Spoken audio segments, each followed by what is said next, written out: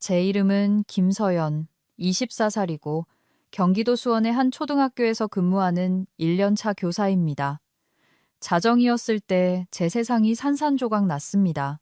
세게 휘두른 야구 방망이가 제 목덜미를 강타했습니다.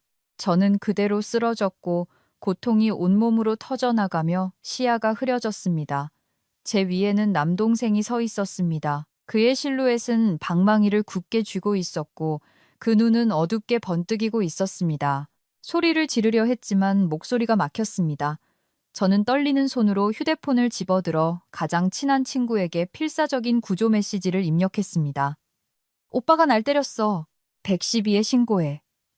다시 전송 버튼을 누르기도 전에 어머니와 아버지가 방으로 뛰어들어왔습니다.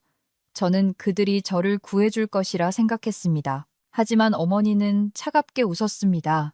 유난 떨지 마라. 그냥 장난치는 거잖니. 아버지는 씩 웃으며 덧붙였습니다. 그만 자. 드라마 찍지 말고. 그들은 제 휴대폰을 빼앗았습니다.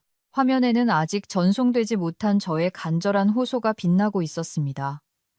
저는 의식을 잃지 않으려 바닥을 긁었지만 그들의 목소리는 오싹한 속삭임으로 잦아들었습니다. 빨리 처리해. 흔적 남기지 말고. 이건 장난이 아니었습니다. 제가 함께 살던 가족, 바로 그들이 사악한 무언가를 숨기고 있었습니다. 머리는 욱신거렸지만 한 가지 생각만은 분명하게 불타올랐습니다. 나는 살아남아야 한다. 그들을 폭로해야 한다. 어둠 속으로 빠져들면서 저는 그 결심에 매달렸습니다. 진실이 제가 아직 상상할 수 없는 방식으로 풀려나갈 것임을 알았기 때문입니다. 가장 가까운 사람에게 배신당한 적이 있나요? 여러분의 이야기를 댓글로 남겨주시고 제 이야기를 계속 지켜보시려면 구독을 눌러주세요. 정의를 위한 싸움은 여기서 시작됩니다.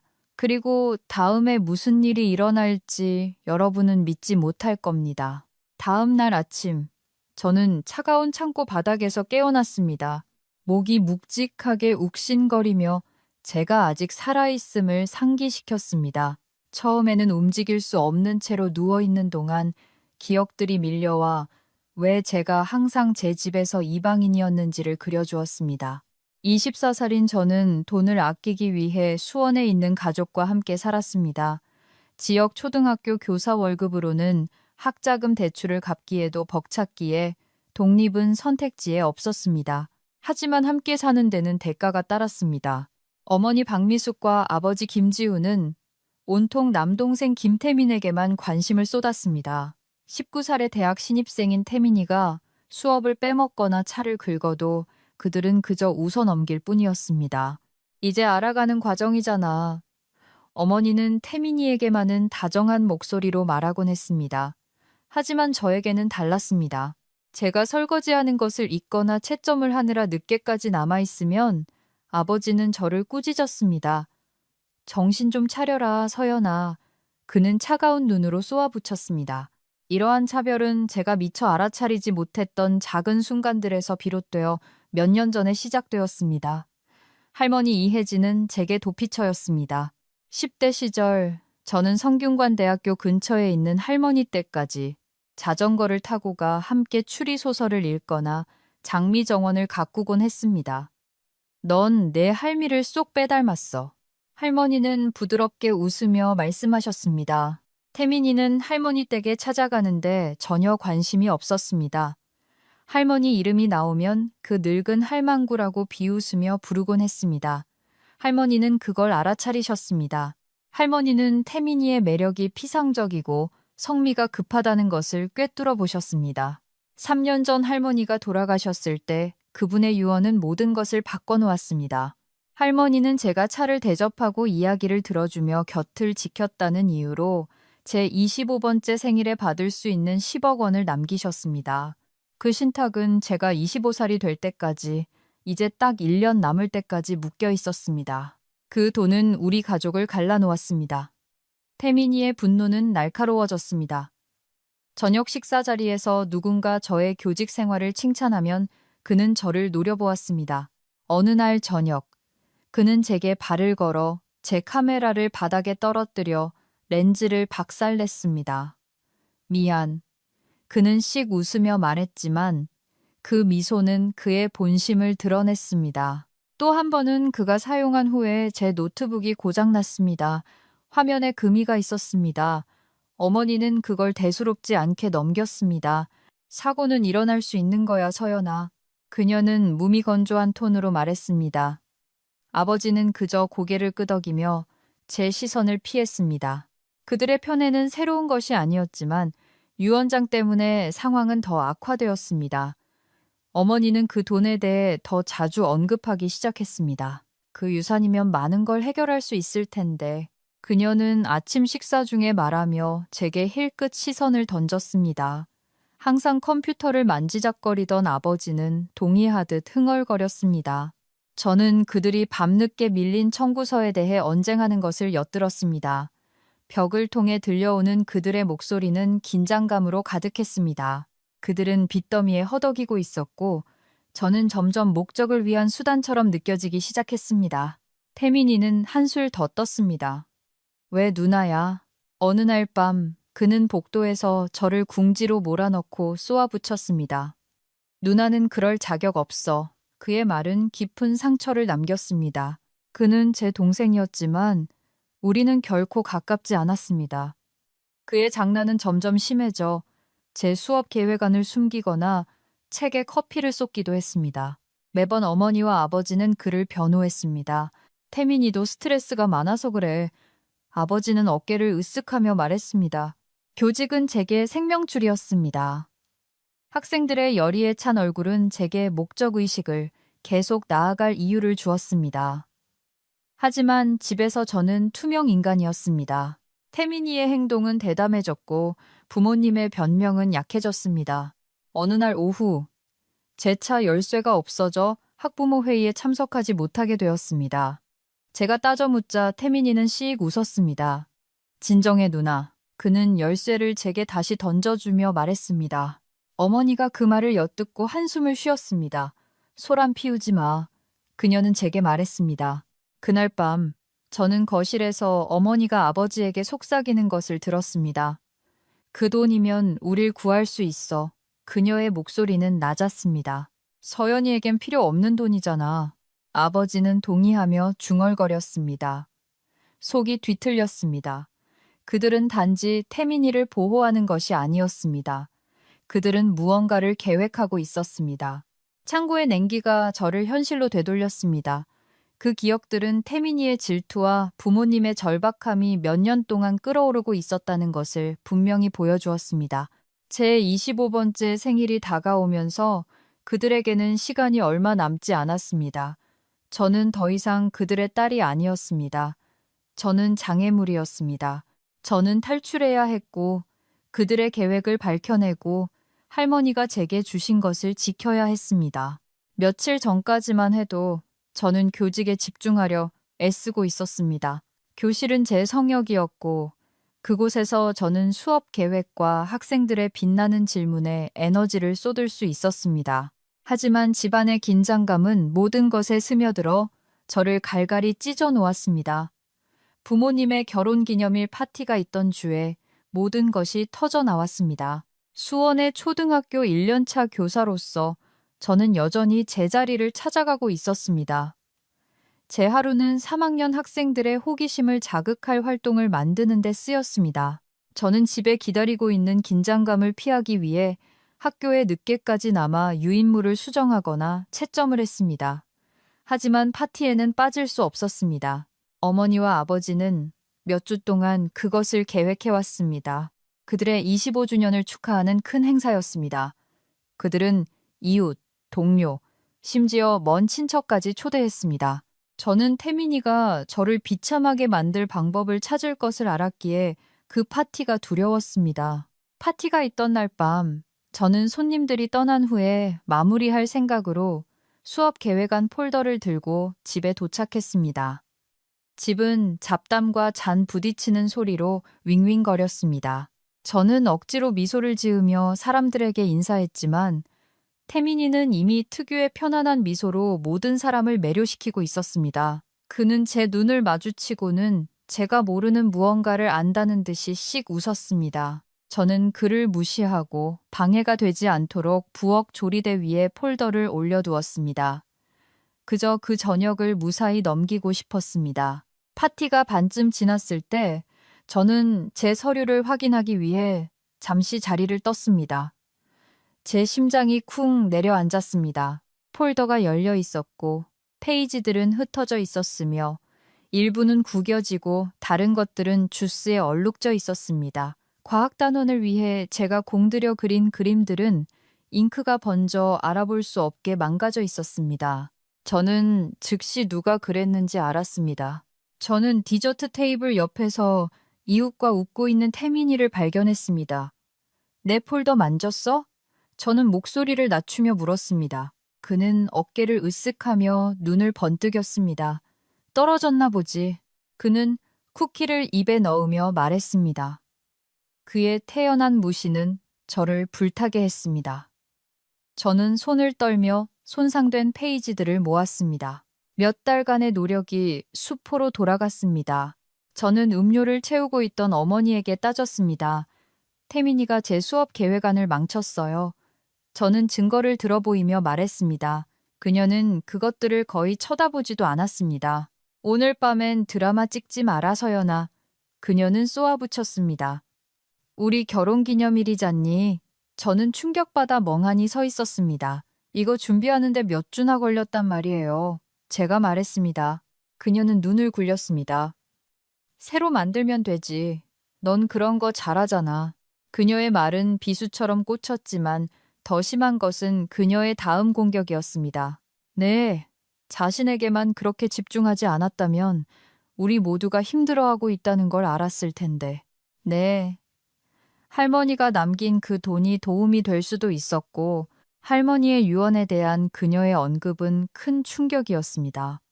할머니는 제게 25번째 생일에 받을 10억 원을 남기셨고 이제 딱 1년 남았습니다. 어머니는 그것에 대해 직접적으로 말하는 경우가 거의 없었지만 이제 그녀의 어조는 날카로웠고 거의 비난에 가까웠습니다. 할머니는 항상 너만 편애하셨지. 어머니는 다른 사람들이 듣지 못하도록 목소리를 낮춰 덧붙였습니다. 우리 나머지 식구들에게는 불공평해. 저는 얼어붙었고 방 안의 소음이 희미해졌습니다. 아버지가 긴장을 감지하고 나타났습니다. 무슨 일이야? 그가 물었습니다. 저는 그에게 망가진 페이지들을 보여주었습니다. 태민이가 이랬어요. 제가 말했습니다. 그는 한숨을 쉬며 어머니를 쳐다보았습니다. 애들은 실수할 수도 있지, 서연아. 그냥 넘어가라. 그들의 무시는 배를 한 대 맞은 것 같았습니다. 태민이가 엿듣고는 거만한 표정으로 다가왔습니다. 누난 너무 예민해. 그는 손님들이 돌아볼 만큼 큰 소리로 말했습니다. 항상 피해자인 척이나 하고 제 얼굴은 굴욕감으로 불타올랐습니다. 그가 선을 넘었다고 소리치고 싶었지만 군중의 시선이 저를 멈추게 했습니다. 저는 망가진 계획안을 움켜쥔 채 제 방으로 물러났습니다. 분노가 상처와 뒤섞였습니다. 유산에 대한 어머니의 말이 메아리쳤습니다. 그녀는 단지 태민이를 변호하는 것이 아니었습니다. 그녀는 분개하고 있었습니다. 그 돈은 단지 선물이 아니었습니다. 그것은 우리를 더욱 갈라놓는 미끼였습니다. 나중에 저는 복도에서 태민이가 사촌과 이야기하는 것을 엿들었습니다. 자기가 우리보다 잘난 줄 알아. 그의 목소리는 쓰라렸습니다. 그 돈은 우리 것이어야 해. 그의 말은 제가 두려워했던 것을 확인시켜 주었습니다. 제 동생은 저를 경쟁자로 보고 있었습니다. 파티는 계속되었고 웃음소리가 집을 가득 채웠지만 저는 그 어느 때보다 더 외로움을 느꼈습니다. 어머니와 아버지는 제 일이나 고통에 관심이 없었습니다. 그들은 다른 것, 그 유산과 관련된 무언가에 집착하고 있었습니다. 저는 그들의 전체 계획을 알지 못했지만 조각들이 맞춰지기 시작했습니다. 결혼기념일 파티가 끝난 후 태민이의 도끼 어린 말과 어머니의 차가운 비난은 저를 흔들어 놓았습니다. 저는 불안한 마음으로 잠자리에 들었고 위험이 다가오고 있음을 느꼈습니다. 자정에 제 동생 태민이가 야구 방망이를 휘둘러 제 목덜미를 가격했습니다. 저는 쓰러졌고 고통이 저를 꿰뚫었습니다. 필사적인 혼미함 속에서 저는 비상연락처로 구조 요청 메시지를 보냈습니다. 제가 의식을 잃어갈 때 부모님의 웃음소리가 들려왔습니다. 오버하지 마. 어머니가 말했습니다. 그냥 장난치는 거야. 어둠이 저를 삼키는 동안 그들의 조롱은 비수처럼 꽂혔습니다. 저는 창고에서 깨어났고 안에서 잠겨 있었습니다. 목은 욱신거렸지만 두려움이 저를 날카롭게 만들었습니다. 문은 빗장이 걸려 있었고 저는 춥고 어수선한 공간에 갇혔습니다. 벽을 통해 부엌에 있는 어머니와 아버지의 목소리가 들려왔습니다. 그들의 목소리는 낮고 긴장되어 있었습니다. 저는 콘크리트 벽에 귀를 대고 그들의 오싹한 계략을 엿들었습니다. 제가 25살이 되기까지 1년 남았어. 어머니가 쏘아붙였습니다. 그 돈이 우리의 유일한 탈출구야. 아버지가 침울한 어조로 답했습니다. 내가 CCTV 영상 편집할게. 서연이가 태민이를 공격했다고 말하는 거야. 유언 신탁 조항에 따라 우리가 돈을 갖게 될 거야. 심장이 쿵쾅거렸습니다. 그들은 제가 25번째 생일에 받게 될 할머니의 유산 10억 원을 훔치기 위해 저에게 태민이를 폭행했다는 누명을 씌우려 하고 있었습니다. 그들의 말은 제 두려움을 확인시켜 주었습니다. 태민이의 공격은 사고가 아니었습니다. 그것은 그들의 첫 수였습니다. 저는 뒤로 물러섰고 머리가 빠르게 돌아갔습니다. 그들의 계획은 어머니의 분노와 태민이의 적대감을 설명해 주었습니다. 그들은 저를 유산을 가로막는 장애물로 보고 있었습니다. 맞서 싸우기 위해서는 증거가 필요했습니다. 창고는 상자와 잡동사니로 어질러져 있었지만 그들을 폭로할 무언가가 분명히 있을 것이었습니다. 저는 그들의 거짓말이 저를 묻어버리기 전에 증거를 찾기로 결심하고 수색을 시작했습니다. 저는 선반으로 기어갔고 목에 찌르는 듯한 통증이 느껴졌습니다. 먼지 쌓인 잡동사니를 뒤지던 제 손에 공구더미 아래 반쯤 묻혀있던 낡은 노트북이 잡혔습니다. 희망이, 구원의 불꽃이 솟아올랐습니다. 아마 잊혀진 구형 모델이었지만 여전히 작동할지도 몰랐습니다. 저는 죽은 기계가 아니길 바라며 전원을 켰습니다. 화면이 깜빡이며 켜졌고 저는 그것이 우리 집 CCTV 시스템에 연결되어 있다는 것을 알아차렸습니다. 맥박이 빨라졌습니다. 만약 카메라가 태민이의 공격을 포착했고 어머니와 아버지가 아직 영상을 지우지 않았다면 제게는 기회가 있었습니다. 저는 떨리는 손가락으로 시스템에 접속했습니다. 그날 밤의 영상은 자정이 막 지난 시간으로 타임스탬프가 찍힌 채 그대로 있었습니다. 저는 숨을 죽이며 재생 버튼을 눌렀습니다. 영상은 우리 집 거실을 뚜렷하고 선명하게 보여주었습니다. 태민이가 제 위에 서 있었습니다. 방망이를 든 그의 얼굴은 분노로 뒤틀려 있었습니다. 그가 휘둘렀고 저는 목을 감싸주며 쓰러졌습니다. 제 목소리는 애원을 토해냈고 그 후 어머니와 아버지가 나타났습니다. 지금 옮겨. 어머니가 얼음장 같은 목소리로 말했습니다. 아버지는 고개를 끄덕였습니다. 조용히 해. 영상은 끝났습니다. 승리감이 온몸을 휘감았습니다. 그들은 그것을 삭제하지 않았습니다.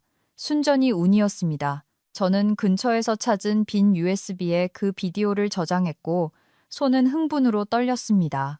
저는 노트북을 계속 뒤지며 파일을 확인했습니다. 오래된 계정에 로그인된 이메일 클라이언트가 열려 있었습니다. 할머니가 돌아가시기 몇 달 전에 할머니의 변호사로부터 온 메시지가 있었고 거기에는 문서 하나가 첨부되어 있었습니다. 할머니의 유언장이었습니다. 저는 가슴이 두근거리는 것을 느끼며 그것을 열었습니다. 김서연에게 그녀의 충성심과 보살핌에 대한 보답으로 25세에 10억 원을 상속한다. 유언장에는 어머니와 태민이가 멀리하는 동안 제가 할머니와 함께 요리하고 이야기하고 정원을 가꾸며 보낸 시간에 대해 상세히 기술되어 있었습니다. 그리고 나서 저는 등골을 오싹하게 만드는 조항을 보았습니다.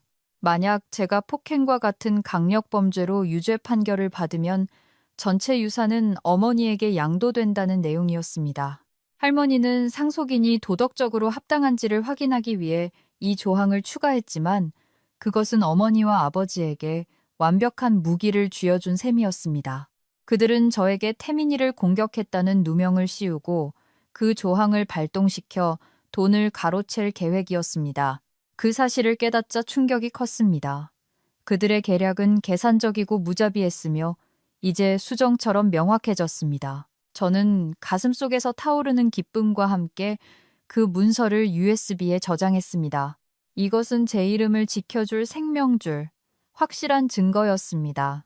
저는 USB를 꽉 쥐었고 결심이 굳어졌습니다.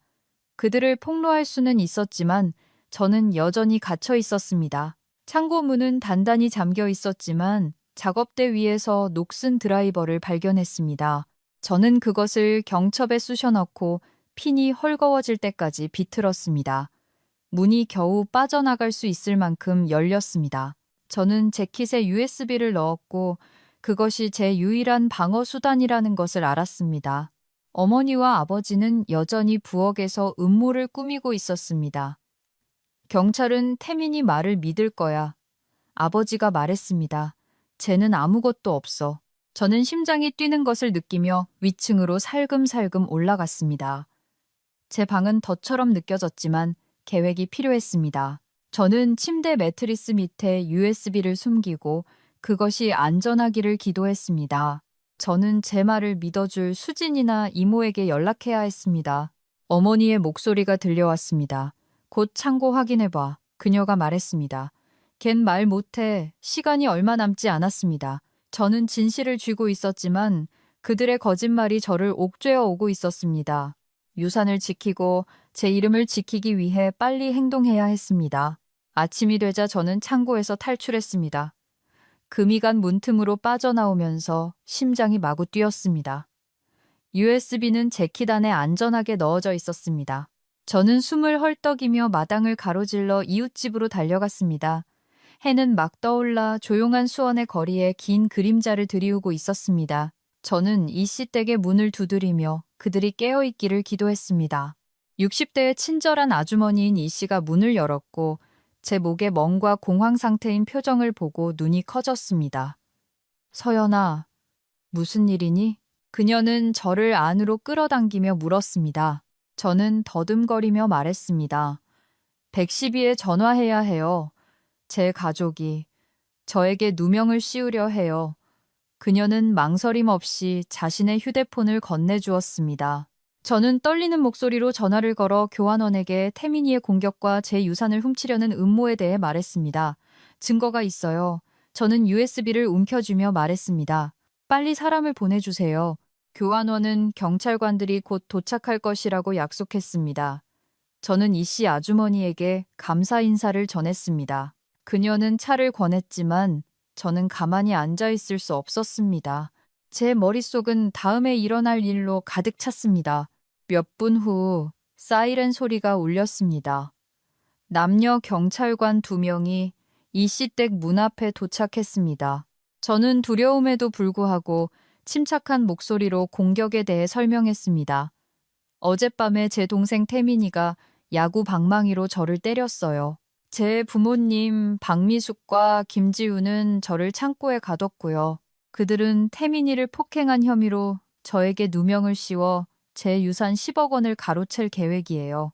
제가 25살이 되면 받기로 되어 있거든요. 남자 경찰관인 박경관이 눈썹을 치켜 세웠습니다. 심각한 고발이군요. 증거 있습니까? 저는 USB를 들어보였습니다. 여기엔 태민이가 저를 공격하는 영상과 그들의 동기를 보여주는 유언장이 들어있어요.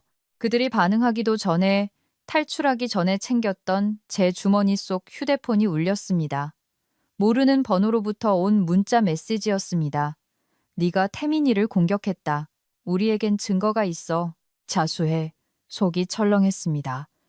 첨부된 파일은 제가 태민이에게 방망이를 휘두르고 그가 쓰러지는 모습을 담은 거친 영상 클립이었습니다. 손이 떨렸습니다. 그것은 가짜였습니다. 아버지가 계획대로 CCTV 영상을 편집한 것이 틀림없었습니다. 또 다른 문자가 뒤따랐습니다. 마치 제가 태민이에게 보낸 것처럼 꾸며져 있었습니다. 너랑은 끝이야. 오늘 밤 넌 죽었어. 저는 겁에 질려 쳐다보았습니다. 그들은 저를 유죄로 만들기 위해 메시지까지 조작했습니다. 경찰관들은 저를 유심히 지켜보았습니다. 저 아니에요. 제 목소리가 갈라졌습니다. 그들이 저를 함정에 빠뜨리고 있는 거예요. 저는 박경관에게 USB를 건네며 그것부터 확인해달라고 간청했습니다. 진짜 영상은 여기 있어요. 제가 말했습니다. 태민이가 저를 공격하고 부모님이 그걸 은폐하는 장면이 담겨 있어요. 여자 경찰관인 최 경관이 USB를 받아 휴대용 기기에 꽂았습니다. 영상은 선명하고 편집되지 않은 채로 재생되었습니다. 태민이가 방망이를 들어 저를 내리치고 어머니와 아버지가 저를 끌고 가는 모습이 보였습니다. 지금 옮겨 어머니의 목소리가 메아리쳤습니다. 경찰관들은 서로 시선을 교환했습니다. 이건 진짜 같군요. 최 경관이 말했습니다. 하지만 두 영상 모두 확인해 봐야 합니다. 저는 그들의 기기에서 USB에 있는 유언장 파일을 열었습니다. 유언장에는 어머니와 태민이가 멀리하는 동안 제가 할머니 곁에서 요리하고 이야기하고 정원을 가꾸며 충성을 다했기에 25세에 10억 원을 상속한다는 내용이 상세히 기술되어 있었습니다. 결정적인 조항은 제 피를 차갑게 만들었습니다. 만약 제가 폭행과 같은 강력 범죄로 유죄 판결을 받으면 전액이 어머니에게 넘어간다는 것이었습니다. 할머니는 어머니의 탐욕을 불신했기에 상속인이 도덕적으로 올바르다는 것을 보장하기 위한 안전장치로 이 조항을 포함시키셨습니다. 하지만 그것은 제 부모님에게 완벽한 기회를 제공했습니다. 그들은 태민이의 공격을 연출하고 증거를 조작하고 그 조항을 발동시키기 위해 저에게 모든 것을 뒤집어 씌울 계획이었습니다. 그 사실을 깨닫자 얼음처럼 차가운 충격이 밀려왔습니다. 그들의 배신은 제가 상상했던 것보다 더 깊었고 저에게서 모든 것을 빼앗으려는 계산된 움직임이었습니다. 박경관이 고개를 끄덕였습니다. 이건 분석을 위해 경찰서로 가져가겠습니다. 편집된 영상과 문자 메시지도 우려스럽지만 당신의 증거가 강력합니다. 저는 안도의 한숨을 내쉬었지만 두려움도 함께 느껴졌습니다. 그들은 아직 집에 있어요. 제가 말했습니다. 제가 여기 있는 걸 몰라요. 최 경관은 지원을 요청하며 박미숙, 김지훈, 김태민을 신문할 것이라고 말했습니다. 희미한 희망이 느껴졌지만 그것은 연약했습니다. 그들의 거짓말은 설득력이 있었고 저는 여전히 표적이었습니다. 이 씨 아주머니는 경찰이 일을 처리할 때까지 머물게 해주겠다고 제안했습니다. 저는 감사 인사를 전했지만 영원히 숨어 있을 수는 없다는 것을 알았습니다. 저는 변호사인 제 친구 수진이에게 연락해야 했습니다. 그녀는 항상 저를 믿어주었습니다. 저는 다시 이 씨 아주머니의 휴대폰을 빌려 수진이의 번호를 눌렀습니다. 서연아, 걱정이 가득한 목소리로 그녀가 받았습니다. 어젯밤 내 구조 요청 메시지. 무슨 일이야? 저는 모든 것을 설명했습니다. 태민이의 공격, 창고, 음모, USB까지. 지금 경찰과 함께 있어. 제가 말했습니다. 증거는 있지만 그들이 나에게 누명을 씌우고 있어. 수진이는 즉시 서울에서 내려오겠다고 약속했습니다. 몸 조심해. 그녀는 당부했습니다. 그 집에 돌아가지 마. 전화를 끊자 최경관이 돌아왔습니다. 지금 당신 집으로 갑니다. 그녀가 말했습니다. 여기 이 씨 아주머니와 함께 계세요. 나중에 진술이 필요할 겁니다. 저는 고개를 끄덕이며 USB가 들어있던 재킷을 움켜쥐었습니다. 그것은 제 방패였습니다. 하지만 싸움은 끝나지 않았습니다. 어머니와 아버지는 교활했고 태민이의 분노는 예측할 수 없었습니다. 저는 할머니의 유산과 제 자유를 지키기 위해 정신을 바짝 차려야 했습니다. 일주일 후 저는 수원지방법원 법정에서 판사님을 마주했습니다. 증인석에 서자 심장이 마구 뛰었습니다. 주머니 속 USB는 묵직한 펜과 같았습니다. 법정은 조용했고 모든 시선이 제게 쏠려 있었습니다. 서울에서 달려온 변호사인 제 가장 친한 친구 수진이가 변호인석에 앉아 있었습니다. 그녀의 흔들림 없는 시선이 제게 힘을 주었습니다. 저는 진실을 폭로할 준비가 되어 있었습니다. 날카로운 눈매의 이 검사가 저를 증인으로 불렀습니다. 저는 심호흡을 하고 말을 시작했습니다. 제 동생 태민이가 야구 방망이로 저를 공격했습니다. 제 목소리는 또렷했습니다. 제 부모님인 박미숙과 김지훈은 폭행 혐의로 저에게 누명을 씌우기 위해 그 사실을 은폐했습니다. 그들은 제가 25살이 되면 받게 될 유산 10억 원을 원했습니다. 저는 공격이 있었던 밤, 어떻게 비상연락처로 구조 요청 메시지를 보냈는지, 그리고 부모님이 어떻게 그것을 농담이라며 저를 조롱했는지 설명했습니다. 배심원단은 귀를 기울였고 몇몇은 메모를 했습니다. 저는 USB를 수진이에게 건넸고 그녀는 그것을 법정에 제출했습니다. 여기에는 CCTV 영상이 들어 있습니다. 제가 말했습니다. 태민이가 저를 가격하고 부모님이 저를 창고로 끌고 가는 장면이 담겨 있습니다. 판사님이 고개를 끄덕이자 화면이 설치되었습니다.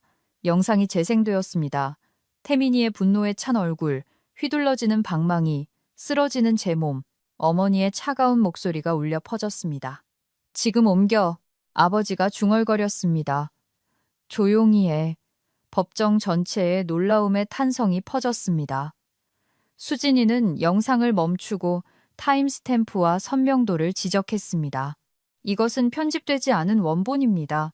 그녀가 말했습니다. 법의학 분석 결과 확인되었습니다. 다음으로 저는 제 구조 요청 기록을 제시했습니다. 저는 자정에 이 신호를 보냈습니다. 저는 의식을 잃기 직전에 찍힌 휴대폰 통화 기록을 보여주며 말했습니다. 기록에는 수진이와 이모가 수신자로 등록되어 있어 제가 도움을 요청했다는 것을 증명했습니다.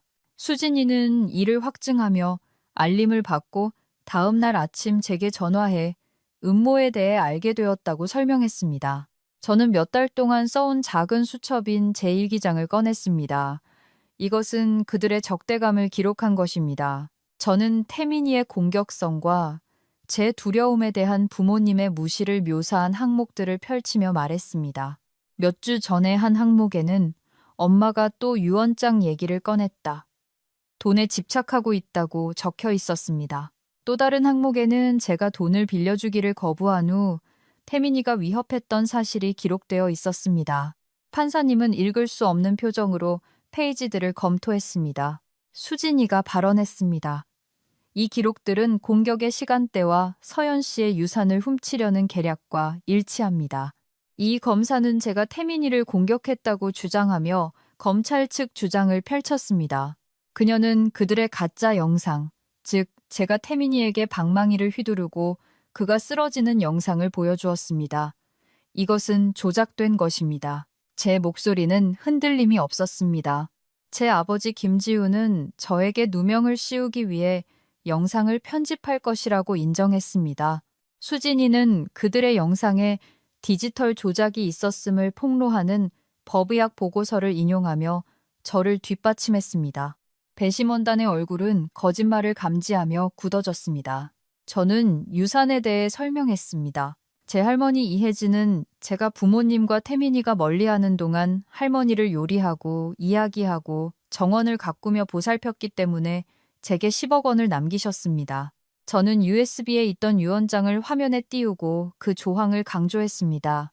만약 제가 폭행과 같은 강력 범죄로 유죄 판결을 받으면 그 돈은 어머니에게 넘어간다는 것이었습니다. 할머니는 상속인이 도덕적으로 건전한지 확인하기 위해 이 조항을 추가하셨습니다. 제가 말했습니다. 할머니는 어머니의 탐욕을 불신하셨습니다. 제 부모님은 이 조항을 이용해 저에게 누명을 씌우고 태민이의 공격을 연출하여 그것을 발동시키려 했습니다. 배심원단은 동기를 흡수하며 앞으로 몸을 기울였습니다. 수진이가 발언대에 섰고 그녀의 목소리는 위험이 있었습니다. 증거는 명백합니다. 그녀가 말했습니다. 편집되지 않은 영상, 구조 요청 기록, 그리고 일기장은 서연 씨의 진술을 확인시켜줍니다. 검찰 측 영상은 조작되었고 서연 씨가 태민이를 위협했다고 주장하는 문자 메시지는 그녀의 것이 아닌 대포폰에서 발송되었습니다. 그녀는 그 문자 메시지를 아버지에게까지 추적한 경찰 보고서를 제출했습니다. 법정은 술렁거렸습니다. 수진이의 전문성이 그들의 거짓말을 해체하며 빛을 발했습니다. 판사님은 증거를 검토하기 위해 휴정을 선언했습니다. 저는 수진이와 함께 앉았고 신경이 곤두섰습니다. 잘했어. 그녀가 속삭였습니다. 그들은 이걸 무시할 수 없어. 저는 그녀의 손을 잡으며 고개를 끄덕였습니다. USB, 구조 요청, 그리고 일기장은 제 방패였지만 의심은 남아 있었습니다. 제 가족의 기만은 깊었고 그들이 빠져나갈까봐 두려웠습니다. 재판이 재개되었을 때 제 112 신고에 응답했던 박경관이 증언했습니다. 김서연 씨의 증거는 그녀가 우리에게 말했던 것과 일치합니다. 그가 말했습니다. 가짜 영상과 문자 메시지는 김지훈 씨의 기기에서 추적되었습니다. 배심원단의 눈이 가늘어졌습니다. 이 검사는 반박하려 했지만 그녀의 주장은 수진이의 반대 신문 무게에 무너졌습니다. 판사님이 판결을 내렸습니다. 증거에 근거하여 피고인 박미숙, 김지훈, 김태민을 폭행 및 사기 혐의로 기소할 충분한 사유가 있습니다. 경찰관들이 다가와 제 부모님과 동생에게 수갑을 채웠습니다. 어머니의 얼굴은 분노로 일그러졌습니다. 아버지는 멍하니 쳐다보았고 태민이는 젠장이라고 중얼거렸습니다. 안도의 한숨이 저를 덮쳤습니다. 할머니의 유산을 훔치려던 그들의 계획은 실패했습니다. 그들이 끌려나갈 때 수진이가 제 어깨를 꽉 쥐었습니다. 넌 이제 자유야. 그녀가 말했습니다. 저는 가벼워진 것을 느꼈지만 싸움은 끝나지 않았습니다. 유산은 당분간 안전했지만 제가 25살이 될 때까지 경계를 늦추지 말아야 했습니다. 정의는 가까웠고 저는 그것을 놓치지 않을 것이었습니다. 2주 후 어머니의 온라인 공격이 시작되었습니다. 보석으로 풀려난 어머니는 소셜미디어에 저를 불안정한 사람으로 낙인 찍는 글을 쏟아냈습니다. 그녀의 말은 독처럼 따가웠습니다. 김서연은 정신적인 문제가 있습니다. 그녀는 공개 포럼에 글을 올려 제가 가족을 망치기 위해 폭행을 조작했다고 주장했습니다. 거짓말은 빠르게 퍼져나가 제 현실을 왜곡했습니다. 저는 쏟아지는 알림에 잠에서 깼습니다. 고등학교 친구들이 저를 언팔로우했습니다. 몇 년 동안 알고 지낸 이웃들은 차가운 메시지를 보냈습니다. 네가 그렇게 불안정하다는 게 사실이니? 제 메일함은 어머니의 주장을 되풀이하는 낯선 사람들의 비난으로 가득 찼습니다. 식료품점에서 한때 제게 쿠키를 구워주셨던 박아주머니는 제가 손을 흔들자 외면했습니다. 고립감의 무게가 그 어느 때보다 더 심하게 저를 짓눌렀습니다. 저는 어머니의 게시물을 스크롤하며 읽었고 하나하나가 비수 같았습니다. 그녀는 저를 제가 25살이 되면 받게 될 할머니의 유산 10억 원에 필사적인 망상에 빠진 거짓말쟁이로 묘사했습니다. 저는 24살이었고 이 악몽을 견뎌야 할 1년이 남아 있었습니다. 학교에서는 그 여파가 더 심하게 닥쳤습니다. 저는 수원에 있는 초등학교에서 아이들을 가르쳤고 그곳에서 수업에 제 마음을 쏟아부었습니다. 월요일에 김 교장 선생님이 저를 사무실로 불렀습니다. 그의 얼굴은 침울했습니다. 서연 선생님, 학부모님들이 항의하고 있어요. 그가 말했습니다. 그 게시물들 이후로 선생님의 안정성에 대해 걱정하고 계십니다. 저는 주먹을 꽉 쥐고 어머니의 거짓말과 법정 소송에 대해 설명했습니다. 그는 한숨을 쉬었습니다. 선생님을 믿지만 조사가 끝날 때까지 정직 처분을 해야 합니다. 속이 철렁했습니다. 교직은 제 년이었는데 이제 그것마저 사라졌습니다.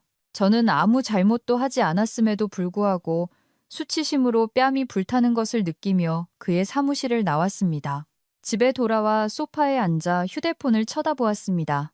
수진이가 전화를 걸었고 그녀의 목소리는 분노로 날카로웠습니다. 어머니가 내 평판을 망치려 하고 있어. 그녀가 말했습니다. 명예훼손으로 고소할 수 있지만 시간이 걸릴 거야. 저는 그녀의 열애에 감사했지만 시간은 제 편이 아니었습니다. 유산은 자유의 등대처럼 다가왔지만 어머니의 공격은 저를 먼저 묻어버릴 위협이 되었습니다. 모든 시선이 심판처럼 느껴지는 수원에 머물 수는 없었습니다. 아무도 제 이름을 모르는 곳에서 재건하기 위해 탈출해야 했습니다. 저는 노트북을 열고 경기도에서 멀리 떨어진 교직을 검색했습니다. 인천이 눈에 띄었습니다. 수진이가 있는 도시, 넓게 펼쳐진 학교들과 새로운 시작이 있는 곳, 저는 한 공립고등학교의 역사 교사 채용 공고를 발견했습니다. 지원서에는 이력서와 자기소개서를 요구했습니다. 저는 손가락을 키보드 위에 올린 채 망설였습니다. 할머니의 유산을 뒤로 하고 떠날 수 있을까? 할머니는 저를 믿고 그 선물을 지켜달라고 하셨습니다. 하지만 머무는 것은 제가 이길 수 있을지 확신할 수 없는 전쟁을 치르는 것을 의미했습니다. 저는 타이핑을 시작했고 가르침에 대한 제 열정을 편지에 쏟아부었습니다. 저는 제 자신의 싸움을 생각하며 회복력에 대한 이야기로 학생들에게 영감을 주고 싶다고 썼습니다. 제가 작업하는 동안 모르는 번호로부터 온 문자 메시지로 휴대폰이 울렸습니다. 넌 절대 그 돈 못 가져. 맥박이 빨라졌습니다. 저를 조롱하기 위해 새 번호를 사용하는 어머니임이 틀림없었습니다. 저는 그것을 수진이에게 전달했고 그녀는 추적하겠다고 약속했습니다. 어머니가 절박한 거야. 수진이가 말했습니다. 이건 그녀가 두려워하고 있다는 증거야. 저는 두려움이 저를 갉아먹고 있었음에도 고개를 끄덕였습니다. 어머니의 거짓말은 이미 제 직업과 공동체를 앗아갔습니다. 그녀는 또 무엇을 빼앗을 수 있을까요? 저는 따가운 시선을 피해 도서관으로 갔습니다. 그곳에서 지원서를 인쇄하고 인천의 아파트를 조사했습니다. 학교 근처의 작은 원룸이 감당할 만해 보였습니다. 저는 새로운 삶, 새로운 학생들, 새로운 거리, 제정신에 대한 속삭임이 없는 곳을 상상했습니다. 하지만 의심이 스며들었습니다. 떠나는 것은 어머니가 이기게 놔두는 것 같았고 할머니의 신뢰를 저버리는 것 같았습니다. 저는 인쇄된 페이지들을 움켜쥐고 싸우기 위해 머무는 것과 치유를 위해 도망치는 것 사이에서 갈등했습니다.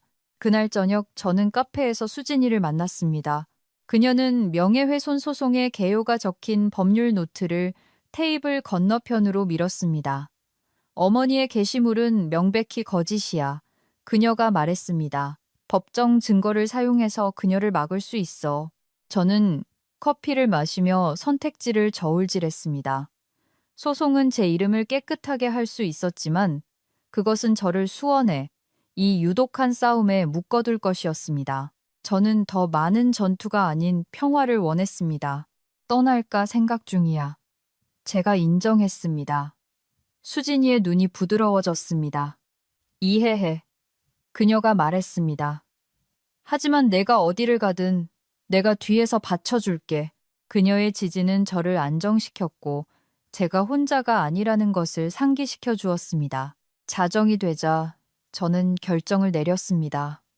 저는 결심으로 가슴이 뛰는 것을 느끼며 인천 지원서를 제출했습니다. 수원은 너무 많은 상처, 어머니의 거짓말, 태민이의 폭력, 아버지의 침묵을 담고 있었습니다. 유산은 제 미래였지만 더 이상 집처럼 느껴지지 않는 도시에서 그것을 기다릴 수는 없었습니다. 저는 면접을 위해 인천을 방문할 준비를 하며 작은 가방을 쌌습니다. 새로운 장이 기다리고 있었고 저는 제 방식대로 그것을 쓸 것이었습니다. 1년 후 저는 인천에서 제 삶을 재건했습니다. 도시의 에너지는 수원의 숨 막히는 속삭임 후에 신선한 공기처럼 느껴졌습니다. 저는 링컨 고등학교의 새 교실에 서서 수업 계획안을 작성했고 제 마음은 목적의식으로 안정되었습니다. 25살에 저는 할머니의 유산 10억 원을 상속받았고 그것과 함께 제 미래를 재정의할 기회를 얻었습니다. 진실은 승리했습니다. 제 어머니 박미숙을 상대로 한 수진이의 명예훼손 소송은 몇 달 전에 끝났습니다. 판사는 저를 정신적으로 불안정하다고 부른 어머니의 온라인 주장이 거짓이라고 판결하고 그녀에게 그것들을 철회하라고 명령했습니다.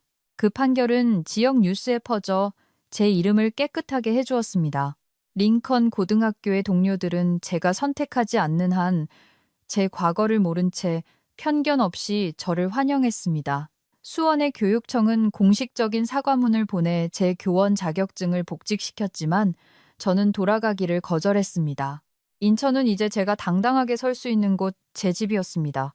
저는 유산의 일부를 사용하여 이혜진 장학재단을 설립했습니다. 할머니의 이름을 딴 이 재단은 할머니가 가장 좋아했던 과목인 역사학 학위를 추구하는 고등학생들을 지원했습니다. 재단 출범식에서 저는 교육자들과 학생들로 이루어진 작은 군중 앞에 섰습니다. 제 목소리는 흔들림이 없었습니다. 이것은 진실을 추구하는 학생들을 위한 것입니다. 저는 할머니의 따뜻한 미소를 그리며 말했습니다. 할머니는 제게 탐욕보다 지식을 소중히 여기라고 가르쳐 주셨습니다.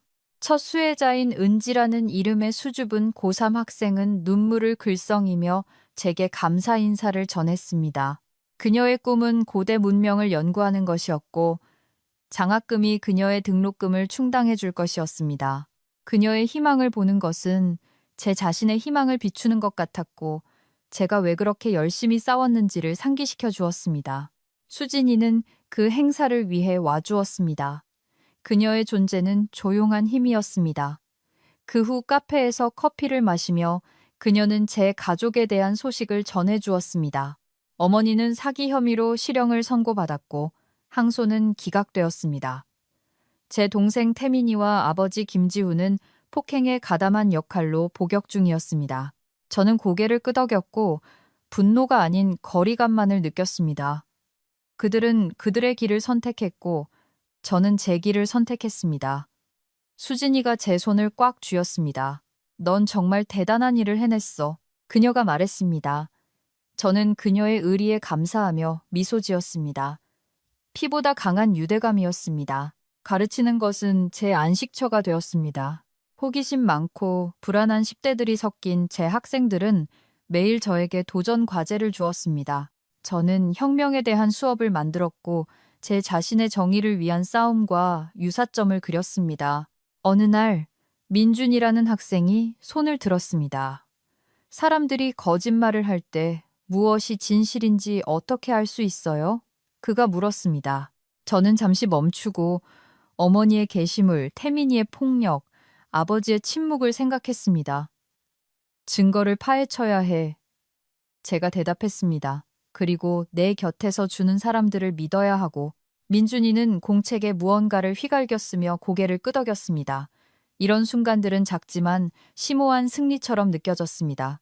유사는 제게 안정을 주었지만 저는 검소하게 살았습니다. 학교 근처의 아늑한 원룸 아파트는 단순한 가구와 역사책으로 가득 찬 책장으로 채워져 있었습니다. 저는 제 자신의 두려웠던 순간들을 기억하며 지역 여성 쉼터에 기금의 일부를 기부했습니다. 나머지는 할머니가 의도했던 안전망인 제 미래를 보장했습니다. 저는 종종 할머니, 그녀의 이야기, 그녀의 정원, 저에 대한 그녀의 신뢰를 생각했습니다. 그녀는 제가 스스로를 의심할 때 제 힘을 보았습니다. 어느 날 저녁, 저는 수원의 옛 상사인 김 교장 선생님으로부터 이메일을 받았습니다. 그는 장학재단 설립을 축하하며 압박감 속에서 저를 잘못 판단했다고 인정했습니다. 훌륭한 일을 하고 있군요. 그가 썼습니다. 저는 감사 인사를 답장했지만 향수는 없었습니다. 수원은 다친 장이었고 그 상처는 희미해지고 있었습니다. 저는 가족이 단지 피로만 이루어진 것이 아니라는 것을 배웠습니다. 그것은 당신을 선택한 사람들이었습니다. 수진이, 제 학생들, 심지어 은지까지도 제 가족이었습니다. 이제 제 여정을 되돌아보며 저는 정의가 법정에서의 승리 이상이라는 것을 알았습니다. 그것은 세상이 외면할 때 홀로 서서 거짓말에 맞서는 용기였습니다. 진실은 항상 시끄럽지는 않았지만 그것은 견뎌냈습니다. 어머니의 비난은 할머니의 저에 대한 믿음이 굳건했던 것처럼 면밀한 조사 아래 무너졌습니다. 저는 단지 유산을 위해서가 아니라 제 자신을 정의할 권리를 위해 싸웠습니다. 그것이 진정한 승리였습니다. 주말에는 커뮤니티 센터에서 역사 워크숍을 가르치며 자원봉사를 했습니다. 한 세션에서 저는 배신을 극복하고 유산을 쌓은 한 여성에 대한 이야기를 공유했습니다. 10대들은 제가 제 자신에 대해 이야기하고 있다는 것을 모른 채 눈을 크게 뜨고 들었습니다. 교훈이 뭐예요? 한 소녀가 물었습니다. 저는 미소 지었습니다. 진실은 너의 나침반이야. 제가 말했습니다. 그리고 가족은 너를 무너뜨리는 사람이 아니라 너를 일으켜 세워주는 사람이야. 그들은 고개를 끄덕였고 저는 여전히 저를 인도하는 할머니의 영혼을 방 안에서 느꼈습니다. 어느 날 저녁 교실 문을 잠그는데 휴대폰이 울렸습니다. 수진이가 장학금 출범식에서 찍은 우리 둘이 웃고 있는 사진을 보냈습니다. 내가 자랑스러워. 그녀가 썼습니다. 저는 가슴이 벅차오르는 것을 느끼며 그 사진을 저장했습니다. 지난 1년은